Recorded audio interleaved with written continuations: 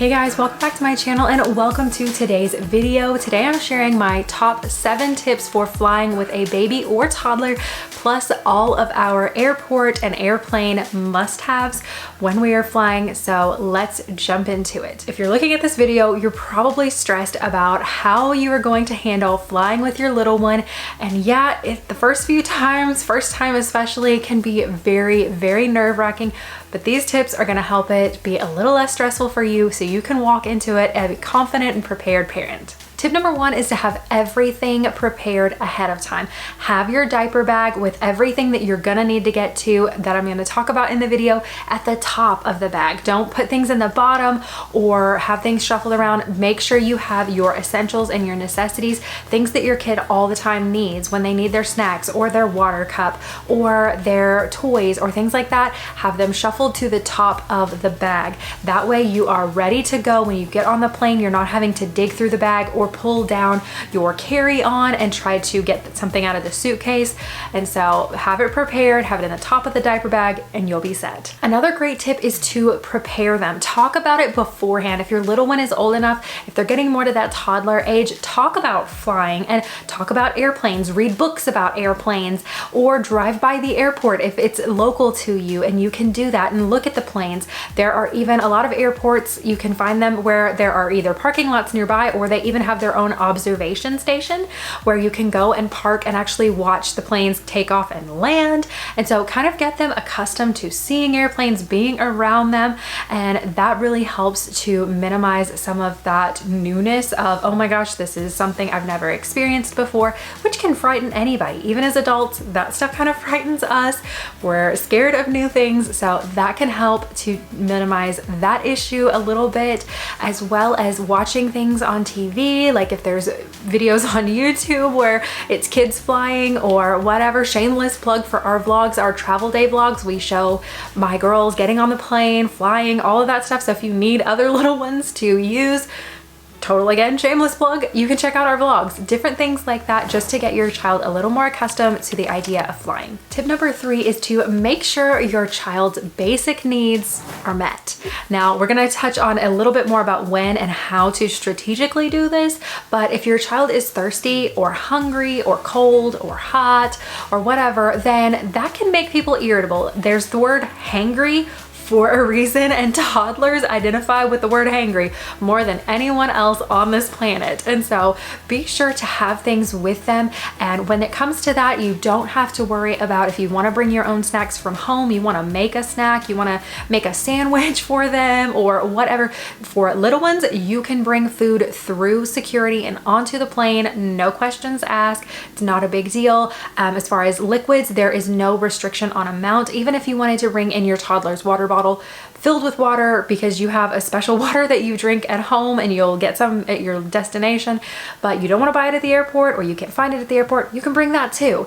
They may have to test it, they may open it and then check it out, but then a lot of times in our experience, they've not done that. And so it depends on the airport, it depends on the TSA agent, but a lot of times they're a little more relaxed than you think they're gonna be about that. But if you want to go through security with an empty water bottle for your little one, you can do that. And then a lot of airports have bottle refill stations. I'm not talking about a water fountain, like a drinking water fountain, but the ones where you put the bottle under it and it's got a little like sensor and it fills the bottle up, all that. It's like germ-free, all that stuff coming out. So you don't have to worry about it being a water fountain that someone's put their nasty mouth on.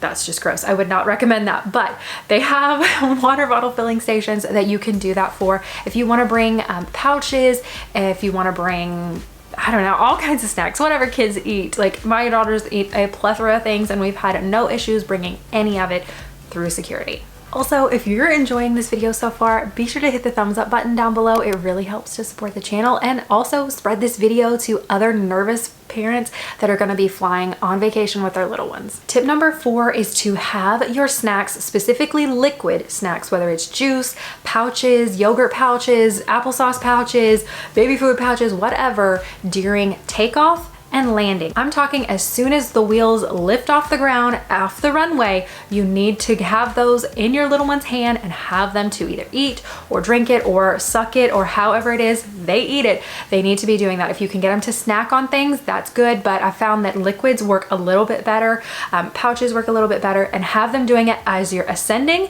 and as you're descending. When the pilot comes on in the airplane and says, we're about to begin our descent into wherever you're flying, start having those second round of snacks ready so that you can get those out and have them doing that. I've seen so many mamas make the mistake of waiting until they're in the air to do that. And it's not the point that you're in the air that causes your little one's ears or even yours to pop. It's the ascension and descension. It's the changing of the altitude.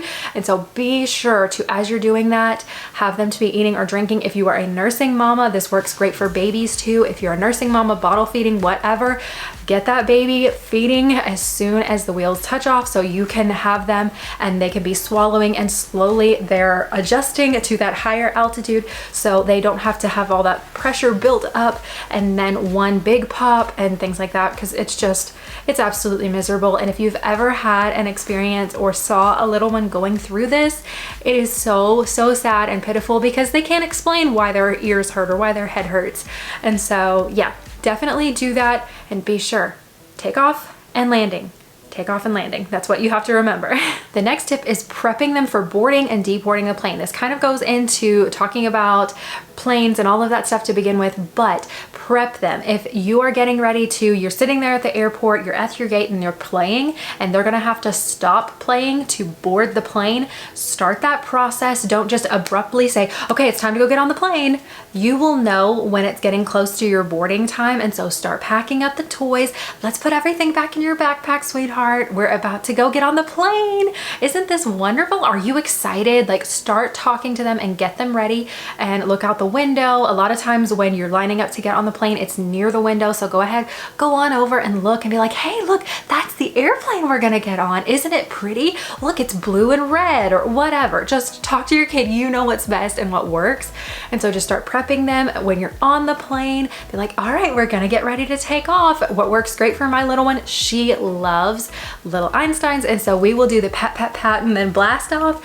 And she thinks she's riding rocket. And so it makes it so much fun for her. So you know what's best and what your little one is into, so that can help. And then as it's time for everybody to stand up and get off the plane, just be like, okay, it's gonna be our turn soon, and we get to get off the plane and go, for us, we go to Disney a lot. We're gonna get off the plane and go ride the Mickey bus or whatever it is that gets your child excited, or we're gonna get off the plane and go find your suitcase. And so those sort of things can help you to minimize that frustration of just abruptly ending things and moving on to the next task, because nobody likes that. So definitely talk them through it, and that helps. Tip number 6 is to bring their activities and toys out in stages. Do not, I repeat, do not open the entire bag of goodies and the pack of tricks that you have up your sleeve as a parent and lay them all out on the tray table at once. They are going to get so bored with those and be crawling all over you by the end of the flight, which they still may do it. It's gonna happen. If it does, it's okay. It's not a big deal. Your child is not the first one to crawl up the seat and wave at the person behind them. Like, it's just, it may happen, but it really helps if you can kind of pull those activities out in phases and extend the life of them. If they're coloring, try to help them color along with them. Oh, let's do these stickers, and just try to work and extend those toys as much as you possibly can. If they will sit there for a while, even without the activities, hold off on pulling those out as much as you may be excited to give them to them. Hold off on that until they are starting to get antsy and bored, and then it's like, oh, let's find something to play with. And then you can pick one for them and pull it out and let them start with that activity, and then move from one to the next as you see fit, and as you can tell, okay, this is not working anymore. And so that is a great way to do it and help extend the longevity of the things you're bringing. And then tip number 7 is to stay calm. I know this is easier said than done, but little ones feed off of our anxieties. And so if we are stressed out and nervous about flying, about taking them on the plane, about how they're going to act and everything, that's a lot of pressure that you're gonna have just built up, and they're gonna sense that. Your little one knows you better than anybody else, and so they know when mama or daddy is upset. And so you've got to be sure to try to relax as much as you can, and they will be able to do so as well. Don't put all the pressure on them to be perfect. It's okay if they're not. They may have some moments, they may be great. You just don't know. Every child responds so differently to things like this. And so it's a learning experience, and you will walk out of it a better parent and be more prepared for next time. Maybe a little stressful along the way, but you will be amazing. And so just don't worry about it. Relax, take a breather. You've got this, mama. You've got this, daddy.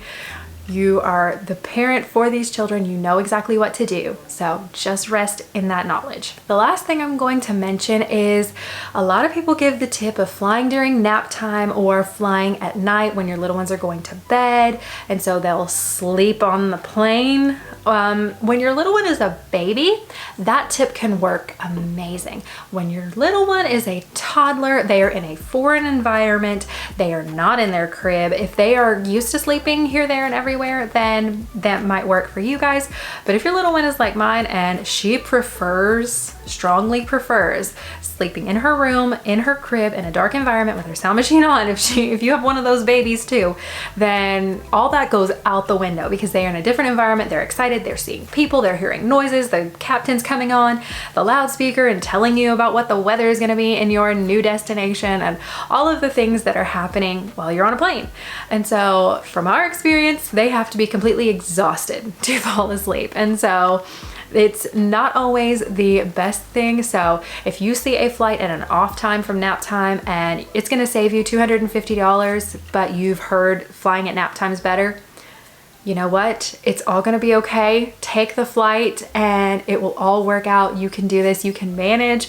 And so, yeah, I know a lot of people give that tip, but sometimes it is not a one size fits all. So do what you feel like is best for you and your family. And if you're liking this video, be sure to hit the red subscribe button and join the internet fam. I'm all the time sharing tips, tricks, and hacks for taking a toddler to Disney, traveling with a baby, as well as vlogs of our travels. So we would love to have you in the internet fam. So hit that red subscribe button. These are things that you're going to need when you're flying with your little one. Whether it's a baby or a toddler, you will need a copy of your child's birth certificate. You do not have to take the original, but you can make a photocopy and take that along, because you will have to confirm their birth date and age if they're a lap child. And so it's just good to have that on hand. That way you can prove your child is even yours.